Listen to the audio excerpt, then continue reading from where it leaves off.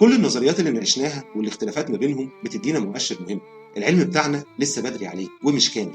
في نظريات بتقول حاجة ونظريات تانية بتقول عكسها، والفكرة دي بتاخدنا لنقطة تانية، وهي إنه رغم كل عدم اليقين ده العلم بيوفر لنا تفسير علمي أفضل بكتير من الأساطير اللي كانت في الثقافات القديمة. الأساطير بتاعت القدماء كانت بتقول إن الأرض اتكونت بواسطة آلهة مختلفة ومتحاربة، لكن العلم بيوضح لنا إنه في ترتيب ونظام في الكون حتى لو مش فاهمين كل التفاصيل لسه.